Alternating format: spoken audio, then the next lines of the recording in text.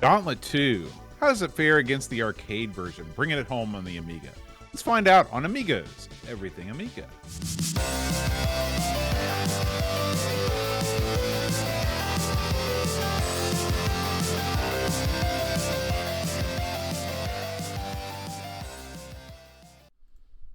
Hi everybody, welcome to Amigos. I'm John. And I'm Aaron. And today, Aaron, we are talking about Gauntlet 2. Now, Ooh. Aaron, I want you to rate these names for me, okay? Yeah, I guess. You got Thor, the Yeah. warrior. You That's think a that's good a one. good name for a Yeah. warrior? Thor? Yeah. That's Okay. the ultimate name. How about Thyra, the Valkyrie? Is that with an Thyra? F or a TH? T-H-Y-R-A. That one's not as good. It's sort of sexy, but not Yeah. as good. Thyra. Thyra, you think it's appropriate for a female warrior, though? At least that's not the dwarf. Then you're getting into a whole weird area. Okay. What about Merlin the wizard? Do you think that's a cop-out? Well, that's kind of generic, isn't it? Yeah. I mean, Merlin.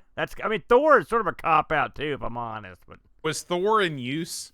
I mean, was a popular barbarian name?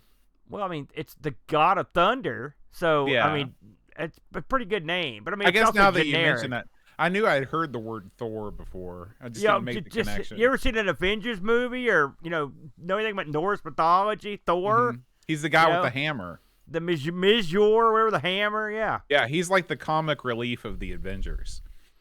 Well, yeah, sort of. What's It's the other funny. guy's name? Blestor. Yeah. Yeah, that one is, that's okay. That's I don't know, D-League, you think, for you? Questor. I'm not gonna lie to you. These are some low end, like it's like an 8-year-old like Billy's first D&D character. Mhm. It's like I'm gonna name my guy Sword Man. And it's like okay, Well, in the original D&D, I believe that the fighter was actually called Fighting Man. So, and then magic tossing guy. Yeah. do you have when you played D&D back in the day, did you tend to gravitate towards a warrior type class? Yeah, I did because you could get killed easy if you don't. That's the problem. Oh, You're rolling a Merlin's throwing D4 for your hit fireballs. points. Yeah. He's throwing fireballs and stuff, but when a gnoll or a kobold sneaks up behind you with a stick, they could end you right there. You know, so Did you it'd put be a like lot of Doug thought? Henning. Yeah. Did you put a lot of thought? Did you mention Doug Henning? Because remember Doug Henning the I magician? can't believe you pulled a Doug Henning reference. Well, I'm just saying. That's what I think about. Because here's Doug Henning on stage. Do you think right? our He's European dancing around. listeners are going to know who Doug Henning is? Sure they will. So picture this. Bear with me for a minute, Boat. You got Doug Henning up there, magic user, right? You don't think Gallagher can roll up with that hammer and just crush Doug Henning in the back? And that's the end of Doug Henning. So, That's Rainbow's a throwdown. over. That's a throwdown I'd like to see. Goofy-looking, long-haired 70s media personalities Yeah. going I at it. I think Gallagher and Doug Henning, they should be in the game. They are sort of like brothers. Now, Well, no, they're not. Do you have a did you put a lot of thought into the naming of your characters, or did you just call them like Barbarian Man? Well, I mean, I tried to do, as you get older, you try to do something a little cooler, Like, I think my first ever character's name was like Lance, and not that good. Yeah. And I went to the Lance well a couple times because I had a champions guy called the Fabulous Lance. So, so there you go. But what do you want? I was devoid I'm not that creative, Bode. I'm not going to lie. It's tough to come up with a cool name on the spot, too, when you're rolling up a character in front of everybody else. Like, especially with the chuds there. What's your all-time favorite role-playing character?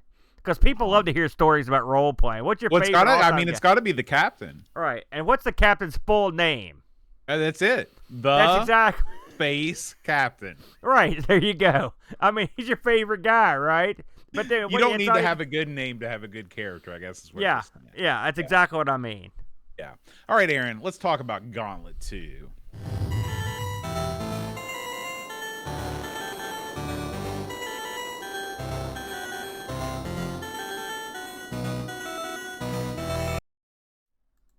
Just sort of peters out there, Boat. It's funny because if you watch the 2 of Gauntlet 2, they couldn't make it go like the 2 loses its color and kind of floats behind the dragon. I think there was technical limitations of the Amiga involved there. Something else I noticed, the opening of this game has this scene where, like, you see the arcade machine. You know what I mean? Mm-hmm. Yeah, that's the first thing you see. Right. So on the ST version of this, like, it zooms in and the whole thing rotates and crap. The Amiga version, they just bam. You're just like, yeah, this is the thing you're supposed to be thinking about as you play this game. Go ahead, Bo. Gauntlet 2. Listen, Gauntlet 2. What can you say? This is a. I would call this a fantasy themed, top down dungeon crawler, if you will. Yeah. This is a game released by Atari in 1986. This is we're talking about the arcade version first here. So yeah, Gauntlet 2, it was designed and programmed by the master Ed Logg. That's 2 G's. The second G stands for genius. Yeah, of Asteroids fame, I believe. That's right. Asteroids, Centipede, Battlezone. He even did the coin-op version of Tetris. The very first coin-op version of Tetris ever released was designed by Ed Logg. He went all the way into the 3D era. His last credited game was a 3D platformer for the PS2 and the Xbox called Dr. Muto. Did you ever play a little Dr. Muto back in the day? Yeah, I remember that. Yeah. No, I don't remember playing it, but yeah, I've heard of it. This game was programmed by Bob Flanagan, and he didn't really do nearly as much. This was kind of a letdown. He programmed Indiana Jones and the Temple of Doom on the NES. He was active as recently as 2018. I guess he's part of the engineering team for The Sims. Does that light you on fire? Well, I mean, hey, if you're talking about guys who made a crap load of money in their career, there's your guy right there. That's true. That's true. Sims, they print money with those things. The graphics were done by a guy named Sam Comstock. He also worked on the animations for Marble Madness and Roadrunner, so he was sort of an Atari shill. Sound design was done by Hal. Wait a minute. He was a what? An Atari shill. Did you have to put it like that? He's a shill? Listen. That's horrible. He did his best work for Atari. He had nothing to give for anybody else. That doesn't mean you're a shill, though. I think that's exactly what it means. Okay, fair enough. The sound design was by a guy named Hal Cannon. Hal Cannon also produced the original music for Tubin, which we're going to cover next week. Talk about serendipity, Aaron. Good tunes. Good tunes. So, Gauntlet 2, let's talk about the cabinet, okay? Yeah. The cabinet shipped in this ungodly large 4-player cabinet, similar to the Gauntlet 1 cabinet. It also shipped in a slightly smaller 2-player variant. And in addition, it was released as a conversion kit. This cabinet was designed by Ken Hada. Ken Hada was a big player for Atari. He designed the cabinet for Hard Driving, Race Driving, and Hydra. All 3 of these games, Aaron, you have some experience with. I believe you own a Hard Driving, right? I owned a Gauntlet 2, too. A cabinet, at least. And you're in the Ken Hada Hall of Fame. Ken Hada doesn't believe in light, easy-to-move cabinets, I can tell you that. Because on a Hard Driving cabinet, it'd be easier to move a full car than to move that thing around. And you guys, I think you guys did Hydra on ARG Presents one time, right? Yes, we did. Man, it was something. Not good. And he's also credited as a quote-unquote Bondo Man in the development of Stun Runner. So I guess he was instrumental in maybe molding some things for the Stun Runner arcade cab. Now, that's a game we both love, and we both got to play that recently, and it was awesome. That's right, over at the Galloping Ghost. That's right. Seeing you climb into that cabinet, that was that was futuristic right there. Listen, brother. Man, nobody knows how to get a leg over like me. Yeah. So this thing ran on the old Motorola 68,000, same as the Amiga. This ran, it also had a 6502 in it, so it was kind of playing from both sides. Yeah. It had a sound chip, the Yamaha sound chip that every arcade game had. But Aaron, you could have featured this on your ARG episode you had a couple weeks ago when you talked about Pokey games. This also featured a Pokey sound chip. Oh, good one, Boat. This game, they took all of the popular chips at the time and they threw them in the cabinet and they let them have at it. I think they battled within the cabinet itself. That's the way I like to think about it. Before you move on, I want to talk about the cabinet for a minute. You're right. This it was a 4-player game in the sort of in the style of the original Gauntlet, but this isn't like. I mean, I also owned a WrestleFest. I know people that have owned like X-Men and Teenage Mutant Ninja Turtles. Those were bigger, extended control panel cabinets. They extended the controls out the side substantially. Whereas Gauntlet, it was just built wide, and the control panel just extends a little bit wider, but it's not nearly as large as those normal 4-player games. But on the flip side, if you get 4 buddies in there, I hope everybody had a good bath, because I mean you're right up on each other when you play these things. So you'd say this is definitely thinner than like one of those 6-player X-Men cabs, right? With the 2 screens. This is a little bit more like, say, the Main Event. Remember that when I used to own that? It's kind of like that. The control panel is not. It doesn't hang controls out. It just it goes over, the lip goes over the outside of the control panel a little bit, but not like a Teenage Mutant Ninja Turtles or whatever. Unfortunately, Gauntlet 2 does not feature the tag button. No, it should feature the "I'm broke" button. That's what it should feature. So let's talk about the lore of Gauntlet 2 a little bit. So Gauntlet 2, as with its prequel, you take the role of Thor, Thyra, Merlin, or Questor, and you can play cooperatively with your buddies as you explore and fight your way through mazes, collecting potions, food, and treasure as you search for the exit that will lead you to where? Well, the next floor of the dungeon. Yeah. This thing features the same controls as Gauntlet 1. It's got 2 buttons. You got your joystick for your attack, your joystick for your magic, your button for your attack, your button for your magic, and an 8-way joystick. So Aaron, now let's talk about the arcade version first. First of all, I'm sure you played Gauntlet 1 back in the day. A little bit, yeah. Do you remember when Gauntlet 2 sort of supplanted it? I do. I remember thinking, this is a lot like Gauntlet 1, if I'm honest. It's commonly known, I did not like Gauntlet 1 or Gauntlet 2, which is funny because I owned a cabinet, because they were endless pits of cash. When I think of, like, money holes, the Gauntlet brothers are the first thing I think of, because... So you think Gauntlet 2 was more of a money grabber than, say, something like Revenge of Death Adder? Oh, God, yeah, absolutely. I mean, I don't know, if you sit down and timed them out, but I mean, I look at the fun factor, and to be honest with you, I never found this fun in the arcade. Just because, I don't know, and I'm a big D&D guy. I tried to get into it and whatnot, but it didn't do it for me. But all that said, you could tell there was an improvement with Gauntlet 2, and they also added some stuff that you didn't see in the first one. What is it about Gauntlet 2 that just lacks in the fun factor for you? I just think the design of the game, the overhead. Listen, I played a ton of D&D. It's a lot like we've talked about with other games. I played a lot of D&D, and in D&D, you don't get attacked by 600 things every second. It's just nonstop crap coming at you. I kind of wish they'd have held off. Even a game like Venture, where they just had a couple of things coming at you, and you went to the rooms, you didn't know what was going to happen. Like, you don't get that feeling in this. This is almost more like a Robotron or something. You just got stuff all over you. You mentioned accidentally that this had 2 joysticks. That would not be the worst idea, frankly. That's true. If this had like 2 8-way joysticks that one you could throw stuff with, this might have been a more fun game for me. That's not a bad idea, actually. We did play this in the arcades.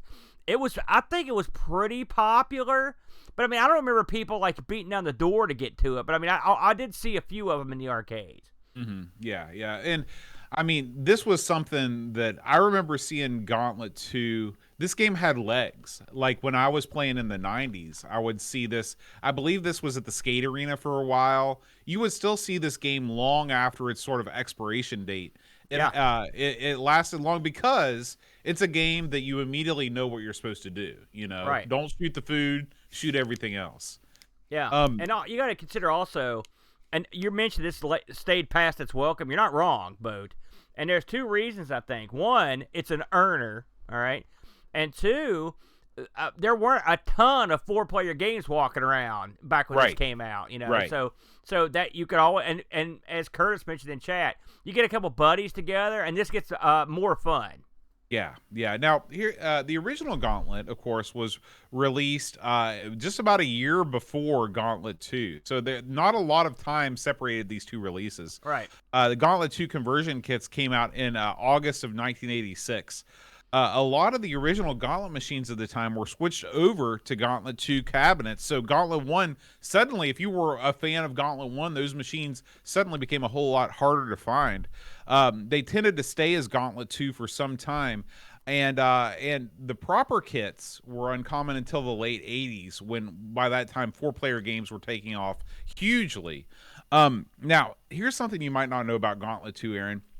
There was a promo competition. Maybe you do know. Do you remember a competition when you went to your arcade? Did your friendly arcade attendant tell you about a promotion going on?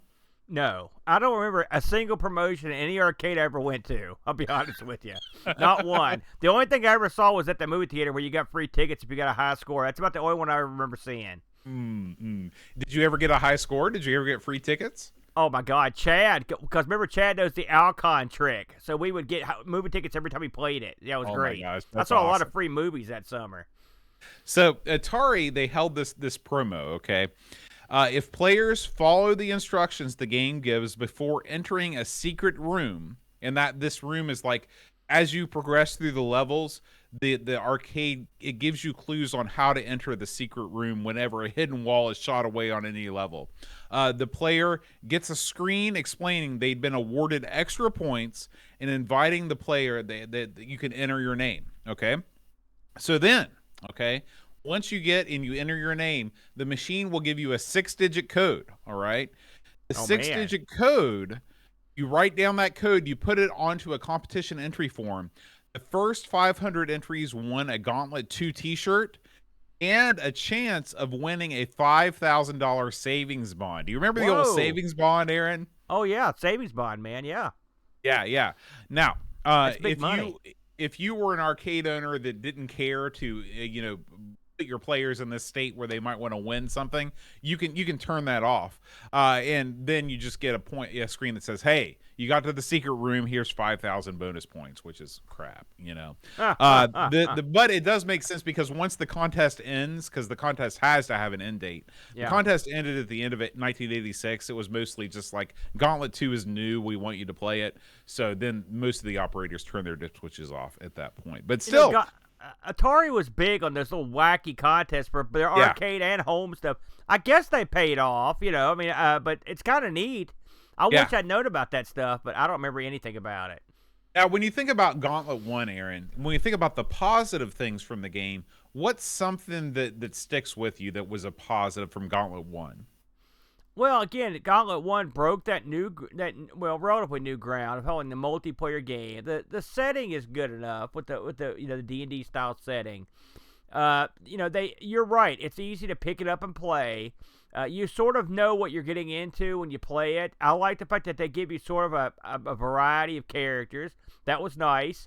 They put hidden stuff or like secret areas, ways to skip levels and stuff that were in the first one. So all that stuff was appealing. I like the fact that you could bypass one exit to go to a better one, stuff like that. Actually, that's a huge thing. But to me, the big thing about this game is that because you're essentially doing the same thing over and over and over again. You're killing wave after wave of various enemies.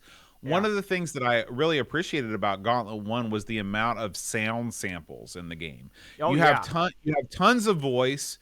You have tons of samples. For example, each monster makes a slightly different sound. Whenever you eat food, it sounds like you're eating food.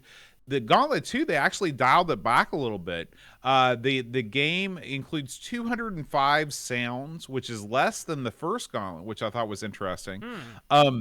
And check this out. There was actually a limited edition soundtrack album for this game. It's called That's Atari Music Volume 2. This was released in 1991. So that that's title something is of its era. yeah, that's true. I've never come across that ever. So pretty cool. And Gauntlet 2 doesn't really feature. It features the title sequence music, and then there's a little interstitial music, mall organ music, you might say, that plays in between each level. But this game does not feature like a rolling soundtrack behind you. Yeah, and it would have helped, frankly. Yeah. So changes from the original Gauntlet. You in this game, probably the biggest change and the most welcome change is that players can play whatever character you wanted. In the Yeah. original Gauntlet, you had to assume the position and mount the cab at whatever position you wanted to play at. So if you were going to play as Questor, you had to get real used to that corner, baby. And Yeah, it was yeah, a that hard that corner sucked. pounded into your gut. That was no Yeah. good. And So especially if someone else wanted that guy, that would be a problem. Yeah. exactly. You're allowed to have multiple types, so you can have 2 warriors if you want. Players are now color coded, so you could have like blue elf and green elf or whatever. So that's good. Other changes included power ups. So you've got like a power up that allows you to bounce your shot off walls, Yeah. which is cool. Reflective shots. There's new potions, new monsters. There's Probably a the most repulsion thing. I remember that right. too. It's another one. Probably the most the biggest new monster was the dragon. The dragon that guards the exit to some of the levels of the dungeon. This thing, unlike most enemies, takes multiple hits to kill, and defeating it, you get a permanent potion and a bag of treasure. So huge treasure, huge bonuses if you can manage to defeat the dragon. But the dragon is not easy. Have you ever faced a dragon in Gauntlet 2, Aaron? I've faced him. I never beat him. Yeah, it's hard. It's hard stuff. Probably the thing that I always think about with Gauntlet 2 is the addition of this monster called the It monster. So if you get run over by the It monster or you run over it, it tags you and all the enemies will follow you around. So if you're playing with like 3 or 4 other guys and you get tagged by the End monster, they're just gallivanting around, collecting treasure, doing whatever they want, and you're being faced down by 4,000 ghouls. It's no good. Well, I mean, as I recall, because I had to play this by myself this week, and the If monster's still in there, but if you touch one of the other characters, then they're it, right? That's right. That's right. That's the only way. So it really adds an extra level to competitive play in this game. In the first Gauntlet, you're all sort of kind of just running around like mad. And this game, it introduces, like, the Id monster gives it a little bit more. There's a little bit more to the multiplayer, thanks to that. Yeah. There's invisible walls in dungeons of this game. Oh, yeah. Magical walls, which change into monsters when they're hit. Stun tiles. There's all kinds. There's even exits that flash between functioning and non-functioning. This game does everything it can to get you to put more quarters into the game. Yeah, it's got tiles you can push as well, like blocks you can push around. People complain all the time about new games, microtransactions and stuff like this. To me, Gauntlet exemplifies this trend well and active in the 80s. I don't think there's a game like, if you release this game on mobile and you made people pay each time they died or to get more food, it would be soundly poo-pooed. It would not sell well. Yeah, why do you think people still look upon Gauntlet with such rose-tinted glasses? I mean, do they? I don't. I don't. I never, like I said, I never got into it. And one of the things that was a big change, and I'm not saying this is the first game to do it, but it's one of the earliest ones, was the fact that you had to pay to keep going. And that was sort of a foreign concept in the arcade back in the day. Like, no, when you died, the game was over. So the fact that you could put in more money, it seems like a great deal until you put in a lot of money. And so that was something else that I never got grips on. I mean, I don't think this game, I guess you're right. There are a lot of people there. I mean, it was released for everything, so clearly it had its fans. But it's not one that I look back on that fondly. And I can't imagine, like, coming to Boat Fest or whatever and getting people and sitting around and playing this for any length of time, because there are better choices, I guess is the way I look at it, Boat. But I mean, I know some people like Curtis in here, he loved this game. I guess if it was a favorite of yours when you were a kid, you look at it that way, but it was not one of mine. Well, people must have liked it because it had 8 billion sequels. Yeah. There were 9 sequels as far as Moby Games is concerned to Gauntlet. You have Gauntlet 2, The Deeper Dungeons, which was a level pack for 8-bit computers. Yeah. Then you had there were a couple ports for the NES. There was actually Gauntlet got its own bespoke release for the Lynx, if you can believe it, Aaron. Yeah. Gauntlet: The Third Encounter was a game that was only released for the Lynx. Of course, being an Atari system, that makes sense. Sure. There was Gauntlet 3, The Final Quest for the Atari ST. Gauntlet 4, I think Gauntlet 3 was actually available for the Amiga as well. Gauntlet 4 was released for the Mega Drive. I played a little bit of that this week. It's pretty good. And then there was a big break and kind of a generational shift. And then you had Gauntlet Legends in the arcade. You remember that one, Aaron? When they came back with the more like 3D ones, Yeah, Dark Legacy, stuff like that. I like those actually. I thought those were much more fun. I believe you and the Chud run through those at some point. We beat a couple of them one weekend on the Dreamcast, and I enjoyed them. I mean, again, it ain't the best thing I ever played, but it's sort of like it's fun in the same way that say Rampage is fun. You know, Rampage is another game that's you can sort of play forever. I like Rampage more because it's so wacky, but yeah, the newer ones I enjoyed a lot more. Yeah, yeah, and they made some money too. There are actually some statistics for the sales of Gauntlet 2. Only 209 dedicated units were produced for this game. So the vast majority of Gauntlet 2 machines you saw kicking around were converted Gauntlet 1s. The selling price was $2,295, which I believe was pretty much in line with cabinets at the time. Most cabinets were around $2,000 in the mid-'80s. They were expensive. I had no idea. They were that pricey. The 4-player kit conversion kit was $595, and only 61 2-player kits were produced, which means that if you have a 2-player Gauntlet 2 kit, you probably have some money on your hands. Yeah. Best-selling arcade cabs in 1986 included Gradius and Hang On. So this was where Sega was really making a big mark. The Japanese companies were really moving in here. Best-selling conversion kit, Aaron. You want to take a guess?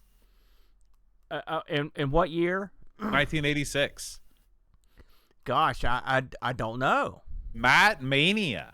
Mania was the best-selling conversion kit at 86. What was it converting from? No idea. I guess it could convert it from anything because Matt Mania was just a one-button, one-stick game, right? Yeah, it was such a great. Now the sequel to it was a conversion kit, and it was god awful. Mania. We don't talk about. Yeah, we won't talk about that. So we've come a long way, Aaron, but now it's finally time to talk about the Amiga version of Gauntlet 2. Okay, so the Amiga version of Gauntlet 2 was released in 1989 by US Gold. It's gold, brother. That's right. Of course, US Gold was founded on bringing all of the U.S. arcade hits and also U.S. Pretty much anything that was made in the United States, bringing it to England, licensing it out, and making a whole bunch of money with little to no design sometimes. But this is a rare case where I think they actually did a pretty good job. This was released for OCS systems. It came on one disc. It kept the 1 to 4 player simultaneous play and preceded Gauntlet 3. Final Quest, which I'd never heard of until I did the research for this show. I'd never heard. Was that an arcade release? No, I believe this was a home computer release only. So just for the ST and the Amiga. The programmer of the Amiga version of Gauntlet 2 was Richard Costello. He did a bunch of arcade conversions, including Golden Axe, Mortal Kombat, and Mortal Kombat 2. And Aaron, Richard Costello, responsible for the Amiga port of Primal Rage. Would you like to take this moment to thank him? Hey, he could have done a lot worse, Boat, and his control scheme was very clever.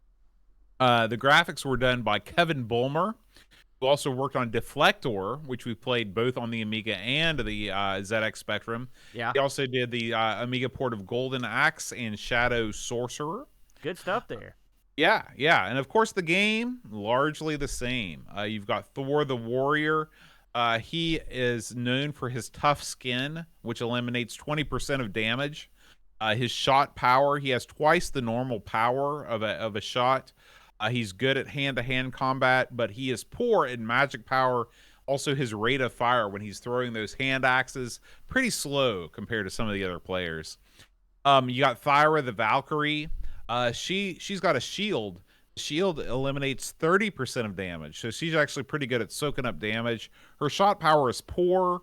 She's good at hand-to-hand combat.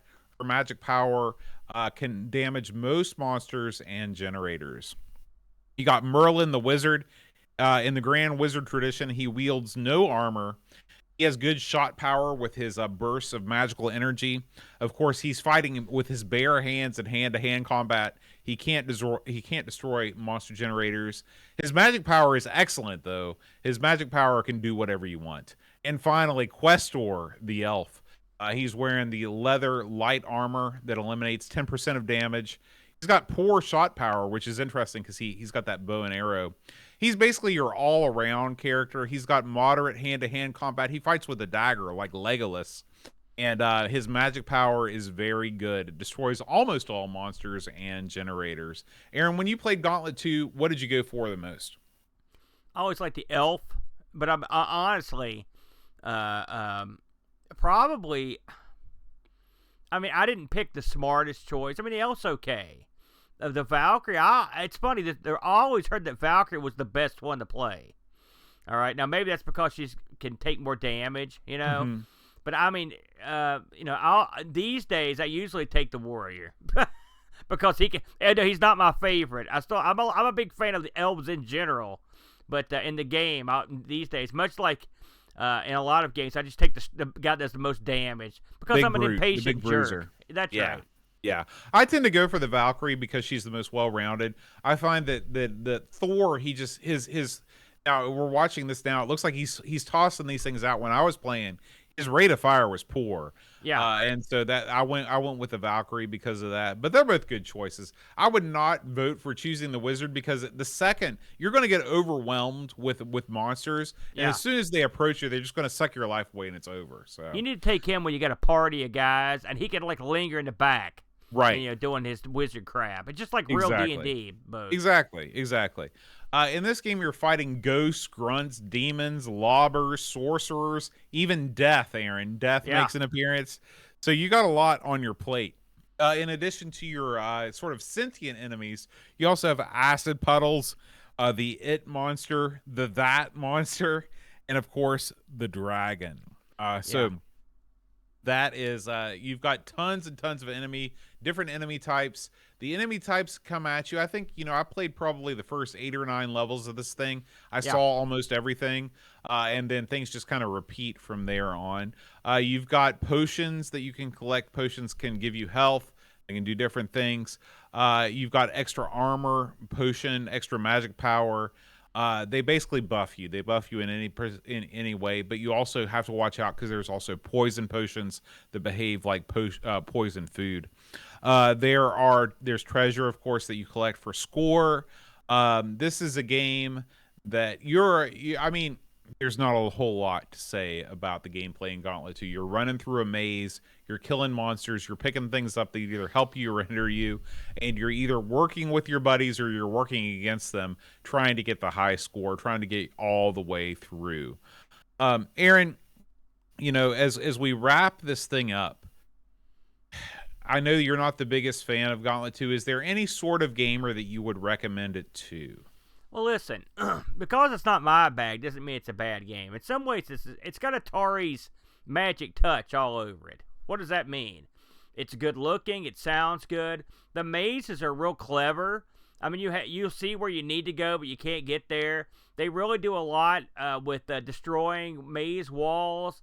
They do clever stuff with keys and doors where you try not to open a huge batch of bad guys on top of you. So they do a lot of interesting things with the layouts. They didn't just throw this crap together. I mean, these are like seasoned masters when it comes to level design.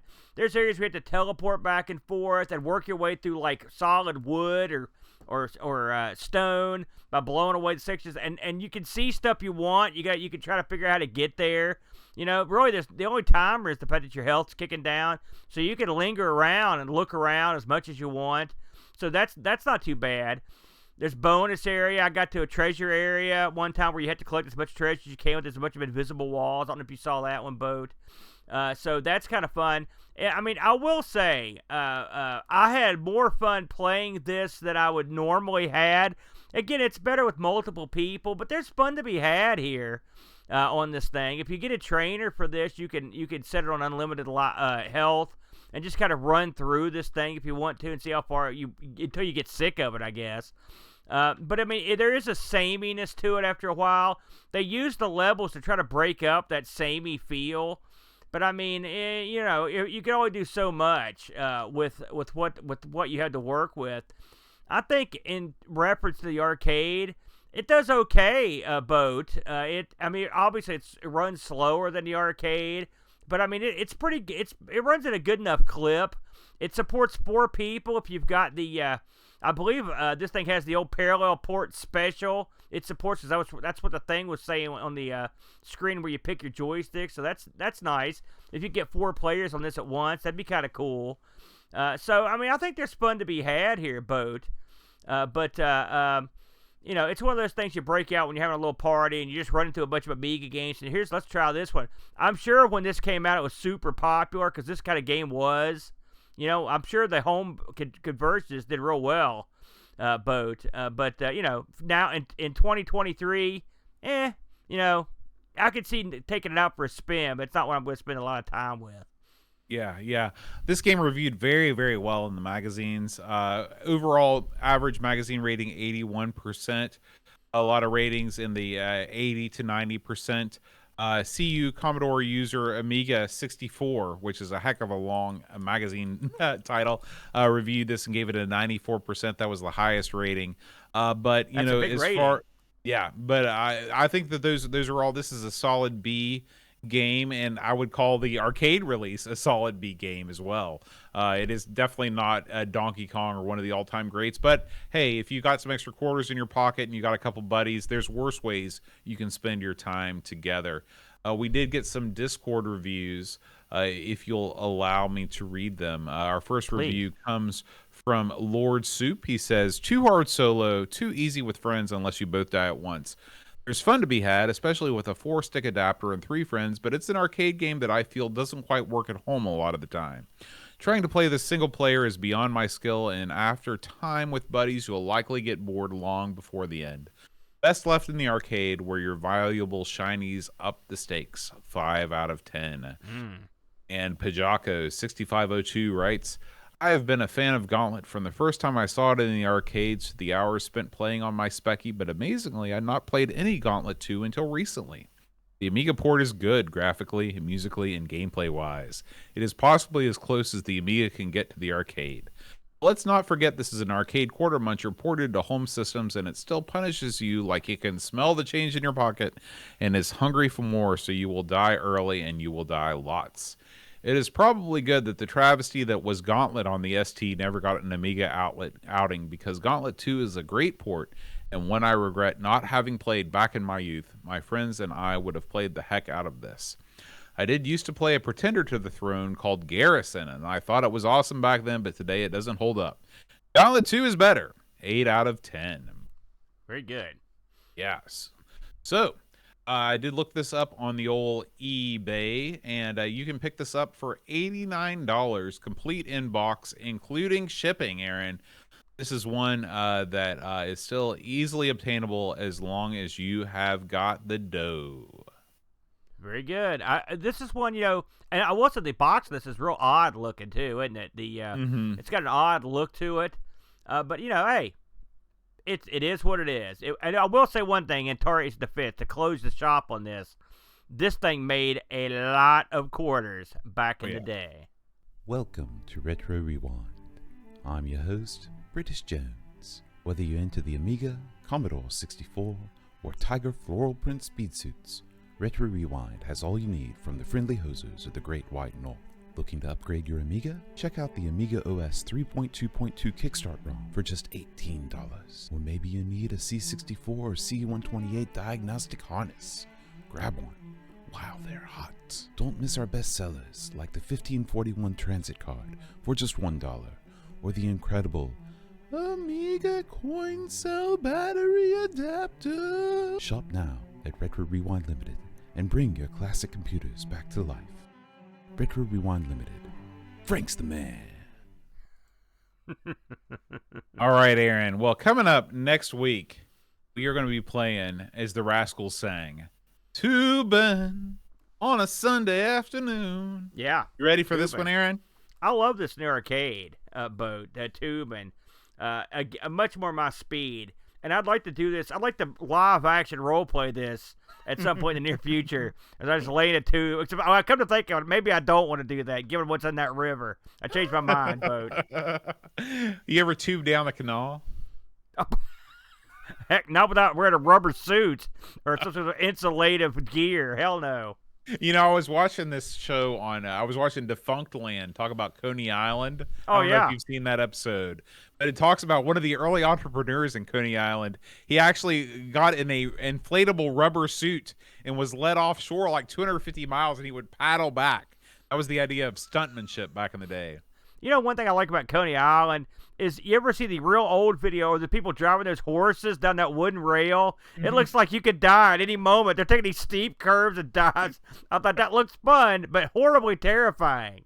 All right, guys, we'll see you next week for Tubin, and until then, adios.